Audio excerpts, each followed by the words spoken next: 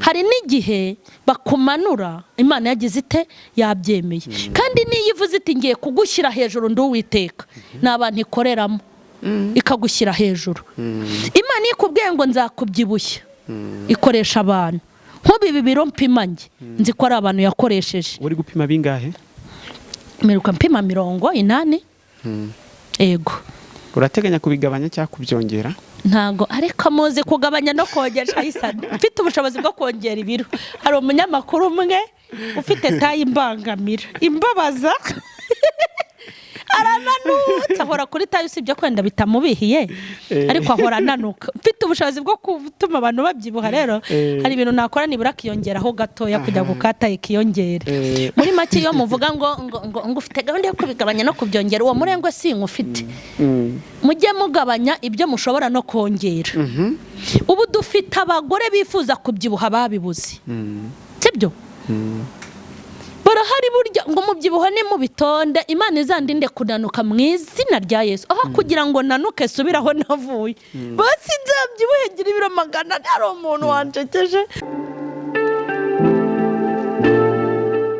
Bakunzi ba Mama Charlene official twizere ko meze neza cyane kandi muguye neza cyane mu bice murimo bigiye bitandukanye by'isi. Twakiriye Mama Charlene muri uyu mwanya. Turakwakiriye. Murakoze cyane. Yego. Suhuza ababanyi. Okay, mbanje gusuhuza abantu bo muri iki gihugu cy'u Rwanda kuko ari nacyo mvukamo. Ahantu henshi cyane isa nagiye nkora ibiterane bajya bankurikirana bakibuka ibihe twagiranye bakaza kureba aho ngeze. Ndabashuhuje rero abo mu gihugu cy'u Rwanda ahantu henshi hatandukanye aho nanyuze naho ntanyuze namwe mugenda munkurikirana. Mbifurije amahoro ndetse n'umugisha w'Imana kandi nongeye gusuhuza abashinzwe umutekano muri ibi bihe bikomeye byo kuducungira umutekano kugira ngo duhashye icyago n'iki cyorezo cyitwa COVID-19. Sinzi ikindi cyaje ngo cyitwa nde harya ngo nimba ari delta nacyo bizagenda mu izina rya Yesu. Ndabashuhuje rero bakomeze bihangane bakomere. N'abarimu bari mu bihe byo n'abarimu ibi bihe bya COVID byarabatushije ahantu birabagora. Abarimu mu nsengero cyangwa abarimu bo mu mashuri asanzwe byagiye bibagora ibintu by'ibizami. Namwe ni mukomere ndetse n'abo banyeshuri bari mu bizami. Abandi bantu dushaka gusuhuza n'abaganga nabo ntago bari kuruhuka bari mu bihe bikomeye bari mu bihe bigoye. Imana y'amahoro ikomeze ibane nabo.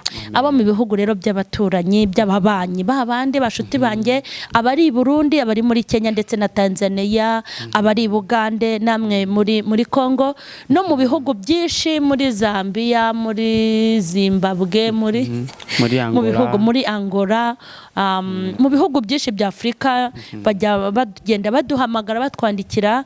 Imana ibahe umugisha. Hanyuma turabasuhuza. Mfite inshuti nyinshi cyane muri Amerika.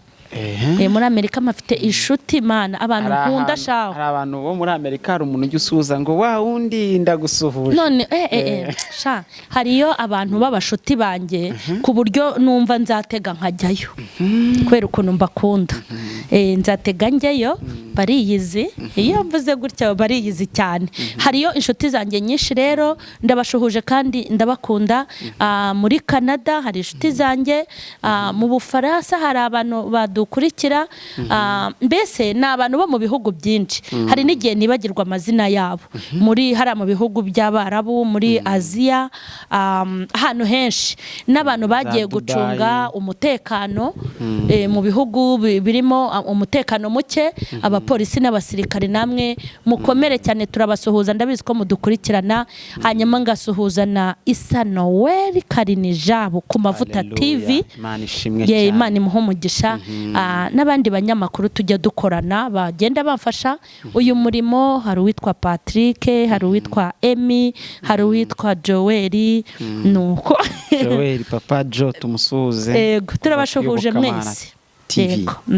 Hanyuma Mama Charlene uyu munsi tugiye kuganira ariko turaganira umwanya tugiye kubana ndakeka ari ikiganiro kiri buze kuba ari ikiganiro cy'umumaro cyane kuko turaza kugaruka cyane mu buzima busanzwe.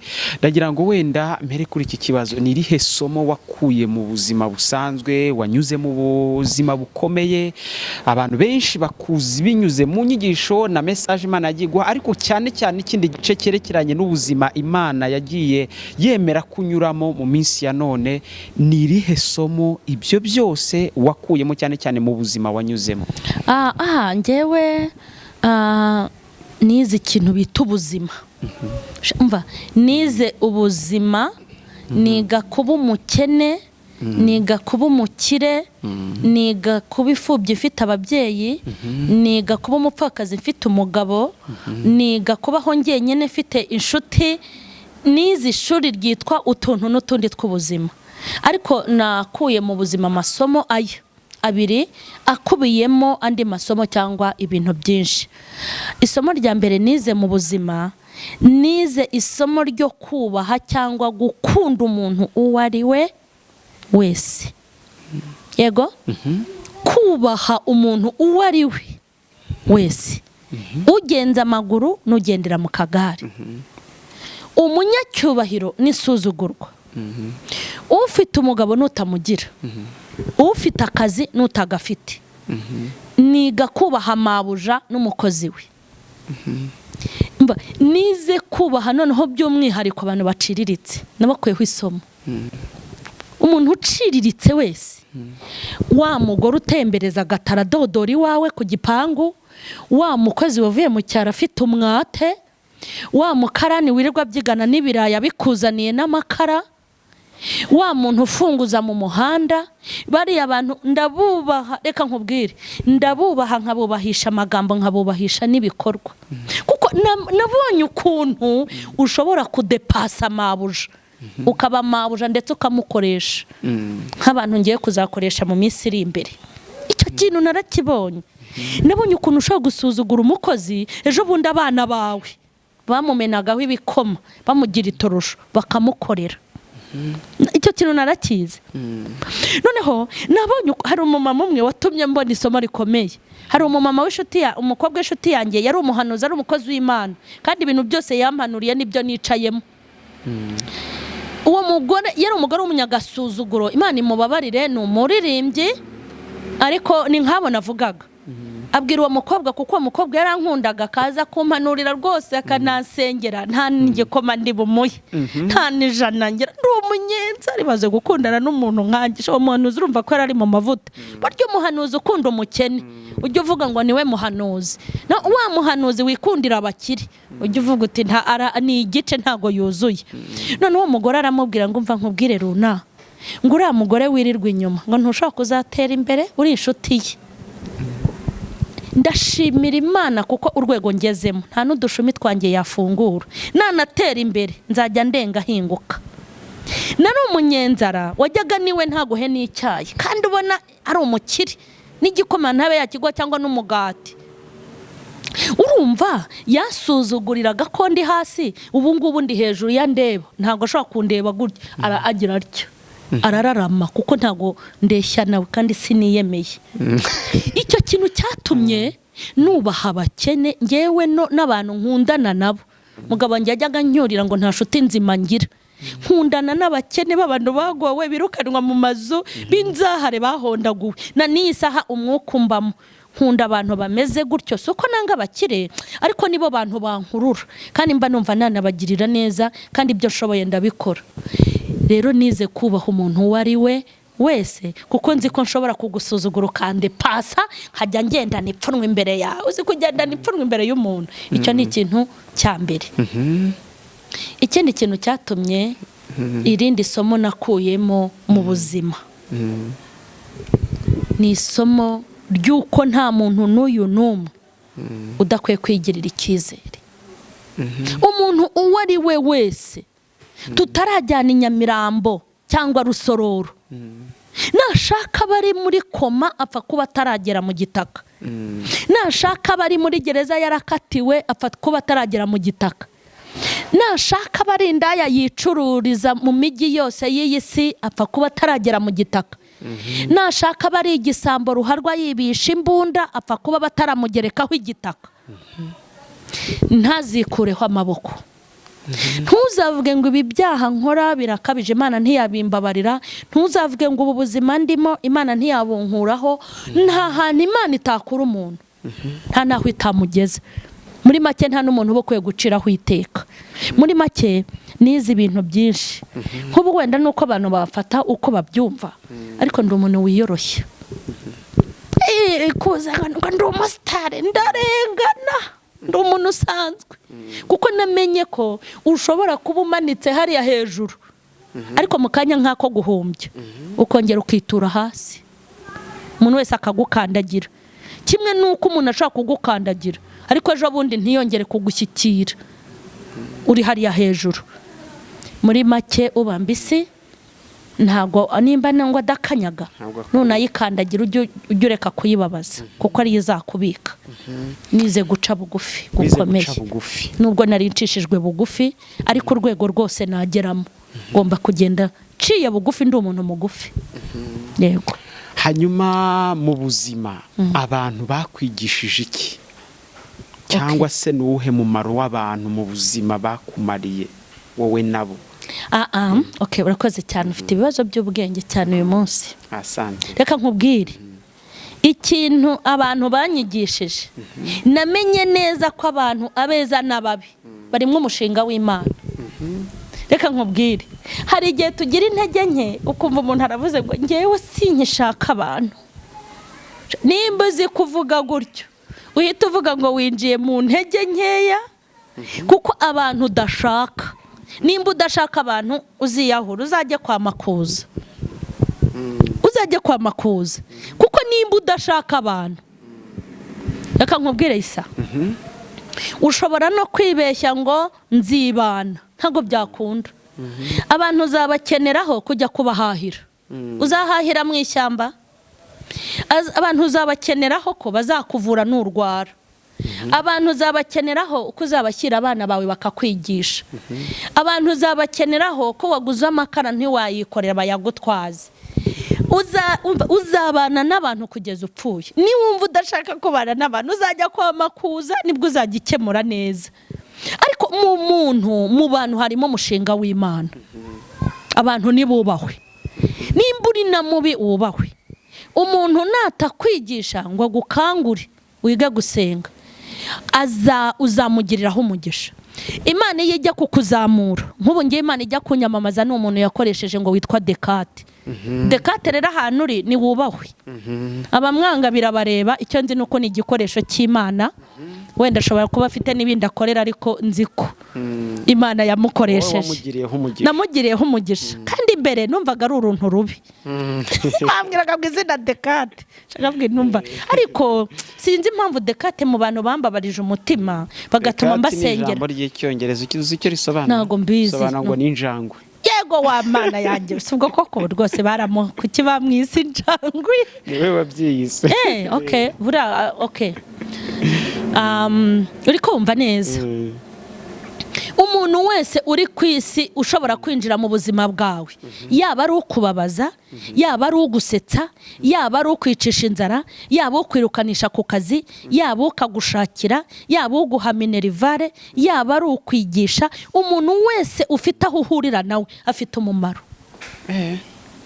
Yego, kandi umumaro w'uwo muntu ushobora kutawubona ako kanya, ariko ukazawubona ikindi gihe. Kaburiya Dekate sinzi ukuntu mutekereje. Hari ukuntu kari akantu bagakase, bamwe baragafata batumva ko yigenje, noneho uyu mugore barahita bamutenga avuga ibigambo bipfuye, ariko ntibamenye ko ari umuhanda Imana yaharuye urimo amakaro pana kaburimbo, kugira ngo ntambukemo mpure n'amasezerano y'icyo Uwiteka yamvuzeho. Uri kumva igisubizo gishobora kuva mu kibazo. Wa muntu w'ikibazo ashobora kuvamo igisubizo. Haba hasabwa iki rero aho hagati? Ahantu ikintu kiba gisabwa no kugiramo ubwenge no kwihuta, kutavuga cyangwa mu gufata imyanzuro. Nimba Imana ikoresha, iyo ugiye gupfa Imana ikoresha abantu. Sari igihe si ikoresha abantu. Gute? Uzi ko Imana ishaka gukoresha abaganga ntibarebe indwara kuko ishaka kugucyura. Bakajya bakuvura ibidahari ibitariho, bakaguha imiti bidafite kuko Imana yabipanze. Ugomba kugenda. Kimwe nuko Imana ishobora gukoresha abaganga bakavumbura uburwayi ufite ugakira, imyaka yo kuba kagira ite ikiyongera. Imana iyo ishaka kuvuga ituma ngiye kuguhanantura aho uri, ikoresha abantu. Hari igihe bakugambanira ari inama Imana yabyemeye. Hari n'igihe bakumanura Imana yagize ite yabyemeye. Kandi niyo ivuze iti ngiye kugushyira hejuru ndi Uwiteka, n'abantu ikoreramo ikagushyira hejuru. Imana ikubwiye ngo nzakubyibushya, ikoresha abantu. Nk'ubu ibi biro mpima nzi ko ari abantu yakoresheje. Uri gupima bingahe? Meruka mpima 80. Ego. Urateganya kubigabanya cyangwa kubyongera? Ntago ariko muzi kugabanya no kongera isano. Mfite ubushobozi bwo kongera ibiro. Hari umunyamakuru umwe ufite Taille Imbangamira. Imbabaza.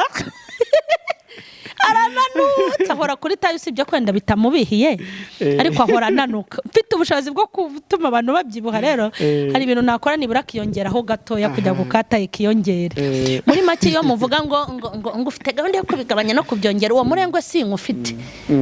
Mujye mugabanya ibyo mushobora no kongera. Ubu dufite abagore bifuza kubyibuha babibuze. Sibyo? Barahari burya ngo mubyibuha ni mu bitonde. Imana izandinde kunanuka mu izina rya Yesu. Aho kugira ngo nanuke subiraho navuye. Basi nzabyibuhe ngira ibiro 100. Hari umuntu wancekeje. Hari igihugu cy'ikiboga hari kijya gikina amafilime. Yavuze ko ngo apima ibiro 400 ariko ngo arashaka kugira ibiro 1000.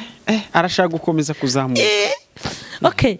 Kumbwira ngo mfite gahunda yo kubigabanya cyangwa ko byongera ukajya ngo hari aho nkanda nkiyongera.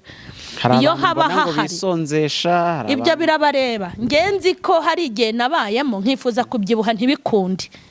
Kuri wowe washima ko byakiyongera ahubwo cyane?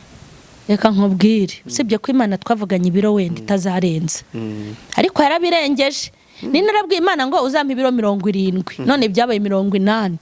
Gusa icyo nzi nuko yambwiye ngo mubyibuho nzaguha ngo ntuzawinubire kubera ko nzakwihesherezaho icyubahiro. Uko izashaka ngana nta kibazo mfite. Naho rero kuvuga ngo nzabigabanya, iyo ngira ubushobozi bwo kubyongera kera nibwo nari no kugira imbaraga zo kubigabanya. Nta kintu babimbwiye ibyo.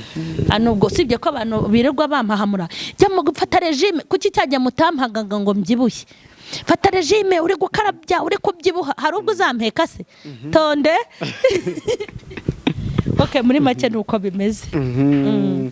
Hanyuma iyo witegereje wenda muri societe nyarwanda, mu muryango nyarwanda, wenda tutavuze ngo abakristo muri rusange, ubona ari ibihe bintu abantu batakagombye gutaha umwanya wabo? Yego. Okay. Ibintu umuntu atagomba gutaha umwanya, icyambere ni ibintu bitamufitiye inyungu. Ibintu bitagufitiye inyungu ntibigirire n'inyungu abantu muri rusange, birakatsindwa na Subhana wa Ta'ala. Hari ibintu nge bishobora kungirira inyungu, bitangirira inyungu bikagirira inyungu abandi bantu. Ibyo bintu ushobora kubitaho umwanya nkanabitindaho. Ariko ibintu bitamfitiye umumaro ntibigirire umumaro abantu muri rusange, ntago umuntu aba akwiye kubigira gute kubitindaho. Yego. Kuri ubu ngubu uri mwaka wa 2021, urimo urasa naho ugenda wototera ibise byawo bishyira mu kugana ku musozo. Niki wavuga ubonyemo? Ayiwe Mana we, uyu mwaka reka nkubwire, uyu mwaka isa nawubonyemo ibintu biteye ubwoba. Hari ibintu bibiri nabonye muri uyu mwaka. Ibi bibiri bikuyemo ibintu byinshi. Uyu mwaka nawubonyemo imbaraga z'Imana zitandukanye n'izo navugishaga ururimi rwanjye. Gute rero? Ndabivuga. Hari igihe tuvuga ngo Imana irakomeye, Imana iri hejuru y'abagome, iri hejuru y'abarozi, iri hejuru. Ariko ukabivuga yanakwitegereza ikabona kuri kuvuga ibintu utarabona. Noneho ikimanukira kavuga iti ndaje noneho nkwereka ukuntu ndenze, nta nubwo urambona kwanza. ikindi nawubonyemo ibi byombi ndi bubisobanure. Nawubonyemo imbaraga za Satani. Reka nkubwire, uyu Satani dufata utunyafu ngo turamukubita. Umuntu yajya gusenga yafashwa mu ishyamba agafata igiti cy'inturusu ngo arakubita abazimu. Nta makuru mufite. Kubita ukubitisha abazimu bwa bunyayo ubwo mu ishyamba mwirirwa muca. Ishyamba rya leta mwangiriza ubusa. Aba badayimoni ko mu izina rya Yesu ye baba we. Nasanze uburyo tubonga mu izina rya Yesu yo. Nasanze Satani twirirwa tuvuga ngo kwa jinara Yesu, sanga uburyo tumwirukanamo n'imbaraga afite bitandukanye na twa tuntu twivugira. Nasanze Satani ari urundi runtu rurumbaraye rufite amayeri na tekinike. Hari umuririmbyi uvuga ngo tudafite umwami Yesu yaduhindura. Uri kumva? Tudafite umwami Yesu yaduhindura. Nasanze ari igihangange gihangamurwa n'Imana ishobora byose yonyine. Bishatse kuvuga ngo Imana itaje mu rugamba rwacu, Imana ntize mu buzima bwacu ngo iturwanyirize amaboko ya Satani. Ni ukuri kose nta wera wirabura wabasha guhangana na Satani. Ni ibintu bibiri. Nabonye aho Satani sibyo yigira urushishi. Nabonye aho umuntu yigira urushishi isa akigira urushishi akinjira mu nzu ari imbaraga mbi. Ni ibintu icyo kora ababizi bo bari bubimenye. Nge niboneye Satani, nibonera Imana mu buryo imyaka maze nkijijwe. Nibwo namenye ko Satani atari agasugabo no kwivuga nabivugishaga umunwa ko narabyiboneye. Kandi nanone nasanze Imana yacu ntabwo Imana ituye mu ijuru nka bimwe byacu twibwiye. Nasanze Imana ari Imana itwegereye kurusha uko imyambaro itwegereye. Namonye aho umuntu akorera Satani akigira urushishi akinjira iwawe. Hanyuma umuntu wigize urushishi agasa narwo kandi ari umuntu, iyo mbaraga wayirwanyisha iki? Nabonye aho umuntu yigira ipusi akinjira mu gipangu ari huko. Amapusi se ntahora mu bipangu. Ushaka kuvuga uti ni ipusi isanzwe, ari umuntu uciyeho, ari umuntu winjiye iwawe. Nabonye aho umuntu yinjira mu cyumba cyawe akigira urushishi, yamara kwigira urushishi agahita yigira ikindi kintu mukarebana. Ariko mbona imbaraga z'uyu mugabo witwa Uwiteka we. Ibaza aho Satani agusanga iwawe mu cyumba uryamye usinziriye, ntagukureho n'agasatsi ko ku mutwe kandi agufiteho ubushobozi. Sanga turindwa n'imbaraga z'igitinyiro n'icyubahiro zikomeye. Kandi sanga Imana yacu ni umurwanyi uteye ubwoba. Bivuga ngo uyu mwaka nahuye n'abarozi batari babane ngo nabo mu Gisaka ngo bantuza. Hari abarozi muvuga ngo bararoga mubabeshyera.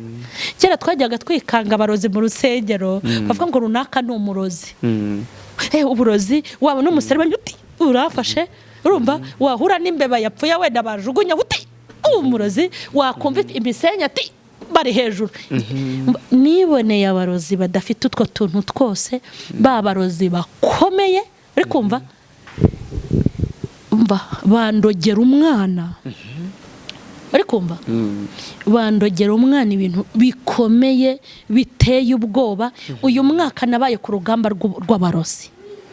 Bamwe bagiye gushaka imbaraga ariko zitari utubaraga, zimwe zibashirana batireka tuza n'izindi, zamara kubashirana bati turaza n'izindi. Ariko Uwiteka akavuga ngo ari wowe n'umwana wawe nta n'agasatsi kazabavaho.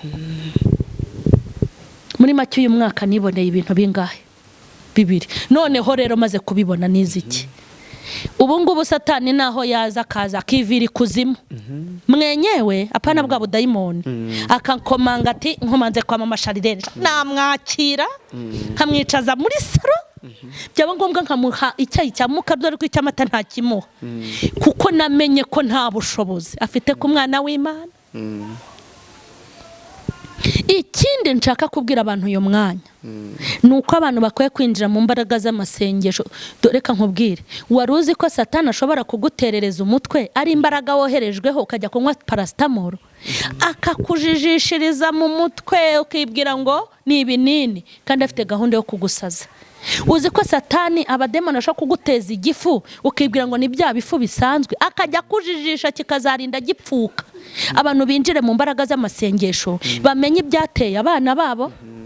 Ko wari wabona umwana ufata icyuma nuko umunwa buri kundya mbashaka kubivuga igihe kitaragera aho umwana afata icyuma tinda kigutera byambayeho uyu mwaka isa ndakigutera kakizana icyuma wabaye iki wasenga ngumva wowe ko bamugiriyeyo ubu hari abantu ngo baba batwaye amafoto yacu ikuzimu ariko umva ikuzimu naho batujyanayo twenyewe ngenzi ko Imana yahita idukuramo apana amafoto.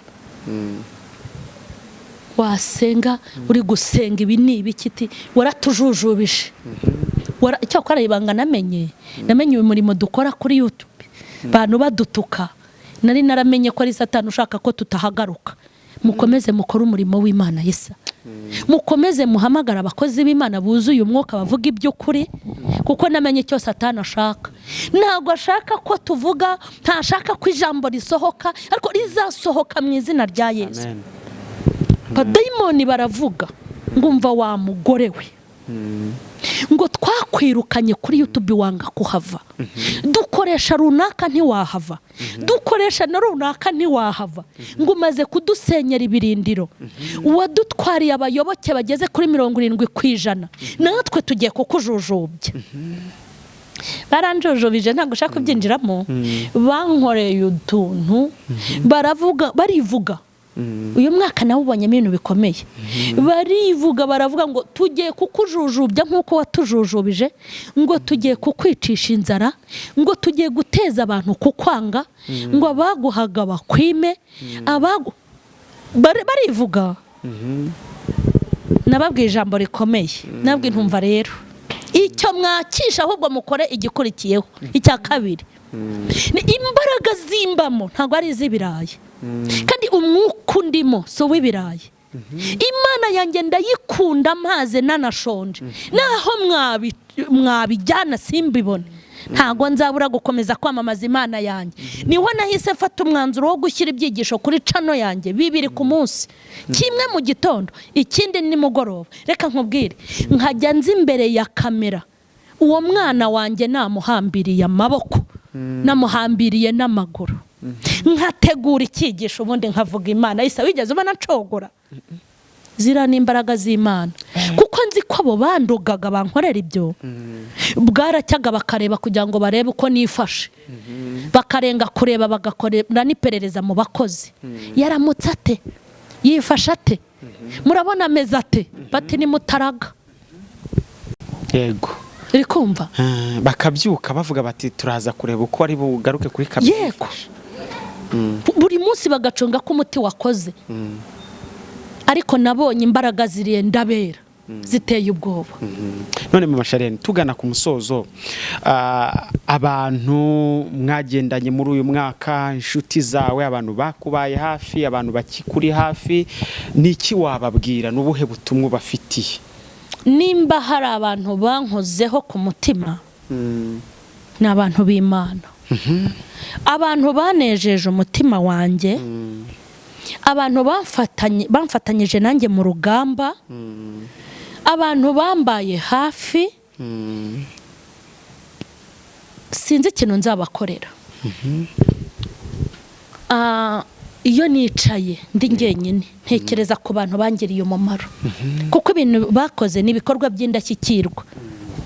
Kubona umuntu nka mama Charlene isi yose iri kuvumira ko gahera, afite komenti zirenze 1000 ziri kumutuka, wowe ukamukunda, ntumukundishe n'amagambo, ukamukundisha ibikorwa.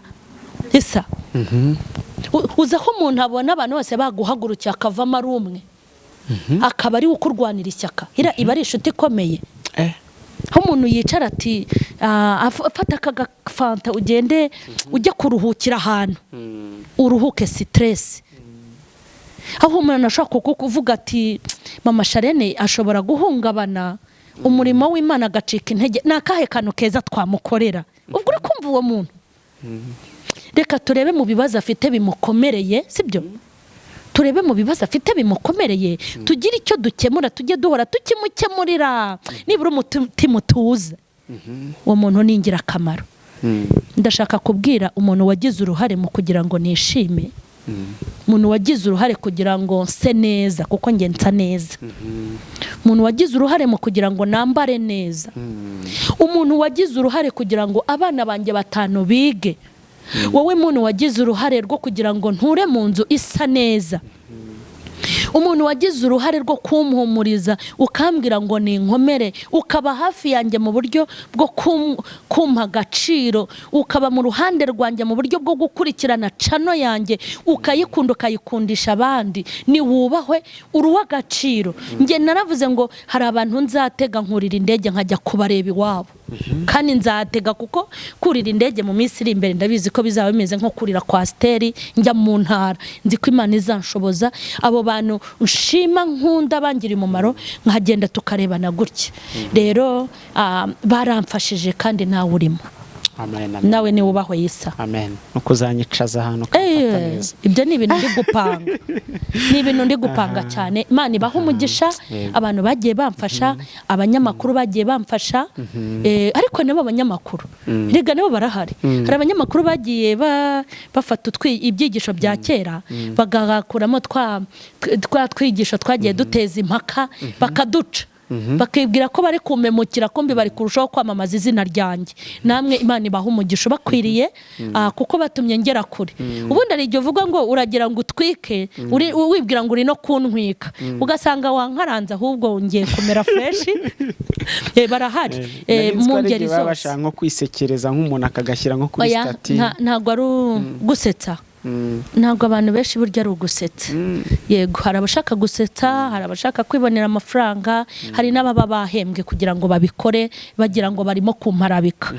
Ariko bose abo bose abanyamakuru mvuze nabo ntavuze nabo barakoze kuko batumye ngera kuri. Habura uko bagenda bamparabika mbona ariko abankurikirana bagenda baba benshi. Imana rero ihumugisha abantu bose. Imana ihumugisha umuryango wanjye, ihumugisha umuryango wanjye w'itorero rya DPR isengeramo, kandi Imana ihumugisha n'igihugu cyanjye cy'u Rwanda navukiyemo cya gakondo. Mbese hari igihe cyo gushima noneho birenze ibi. Amen. Basengera isengesho dusoza. Ego. Mureke tusenge isengesho numva shaka gusenga nuko ibitwenge mfite ndumva byakuzura igihugu cyanjye mu bantu bagituye, ndumva byakuzura mu itorero bikajya no mu bihugu by'amahanga. Bivuga ngo umunezero unyuzuye Imana ibakubire karindwi kuko ngenda ufite. Umuntu itishimye Imana imukubire, umuntu uri mu ntambara Imana imukubire. Abantu Imana itanga umugisha wo gutuma abantu bagubwa neza, ko bagize uruhare ko nishima na Imana ibashimisha. Mana nziza, Mana ikomeye, uruw'agaciro ku buzima bwanjye ndetse uruw'icyubahiro, ndagushimye kubw'ineza yawe n'urukundo rwawe rukomeye. Ndagushimye ko abanye nanjye mu nzira navuga ngo nizuruzerero nka rumwe Dawidi yakubitanye na urwo ari guhirwa na Sawuli. Nabonye imbaraga zawe, ndashaka kujya namamaza imbaraga zawe, nkabwira abajya mu bapfumu, nkabwira abagome, nkabwira abantu bafite ubwoba, nkababwira kurenze.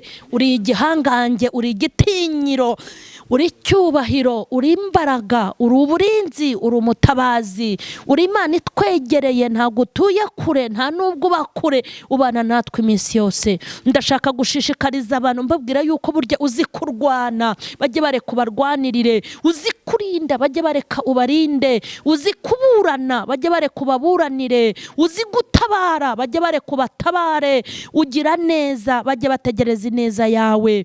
Ngaho hembura kandi urengere abantu bose bari ku isi. Sabiye umugisha umuntu wese watumye ngezera aho ngeze, kandi umuntu wese ugira uruhare mu bitwenge byanjye, gahorana umunezero hagati yabo nabyaye. Ineza yawe nibagereho abo bose, ubibukane n'imiryango, ubibukane n'ibihugu batuyemo, aba diaspora baba muri biriya bihugu by'amahanga, ubahagurira imbago ndabasengeye. Mana ubaha umugisha aho bakorera, ntibakaba b'inyuma ahubwo bajye baba b'imbere. Ihembe ry'amavuta ribasukweho, ineza y'Imana nibane nabo, kubera ibyo ujya ubakoresha by'ubutwari ntibakigere bagubwa nabi. Ujya ubahera umugisha umugisha mu bihugu by'abazungu, ujye ubaramburira ikiganza babone umugisha w'abazungu n'abirabura, kandi neza Imana ijye ihorana nabo. Urakoze, ukomeze gutanga umugisha mu itorero no mu gihugu mu izina rya Yesu, amen.